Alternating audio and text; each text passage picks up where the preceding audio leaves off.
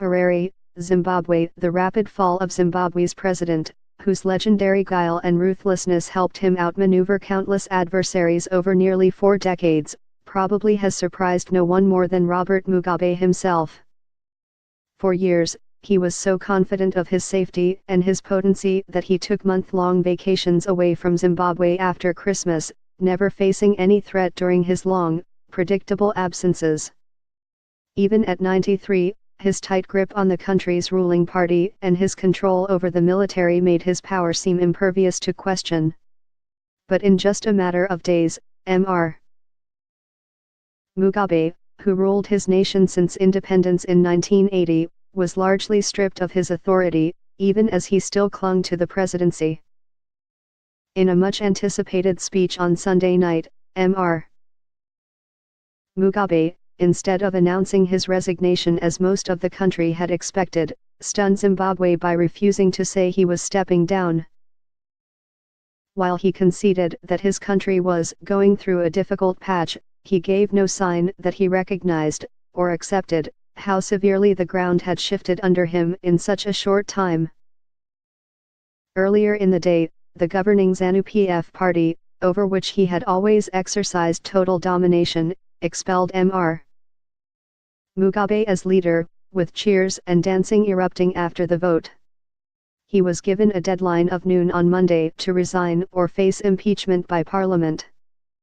Just days earlier, on Wednesday, soldiers put him under house arrest, and his 52-year-old wife, Grace Mugabe, whose ambition to succeed him contributed to his downfall, has not been seen in public since. But in his speech, Mr. Mugabe even declared that he would preside over his governing party's Congress in a few weeks. After 37 years in control of the nation, he was refusing to let go easily. The chain of events leading to Mr. Mugabe's downfall started on November 6, when he fired his vice president, Emmerson Mnangagwa, a close ally of the military, and then tried to arrest the nation's top military commander a few days later. Mr. Mugabe had finally come down against the military and its political allies in a long-running feud inside the governing party.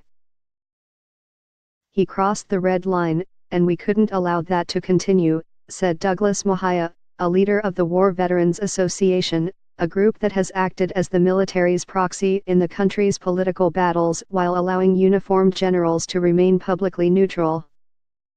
A few hours after he was fired, Mr. Mnangagwa, fearing arrest, fled with a son into neighboring Mozambique, where he has strong military ties. He eventually made his way to South Africa, allies said. July Moyo, a close ally of Mr. Mnangagwa, said the vice president had prepared himself for the possibility of being fired. He accepted that things can turn very bad, so he had conditioned himself, Mr.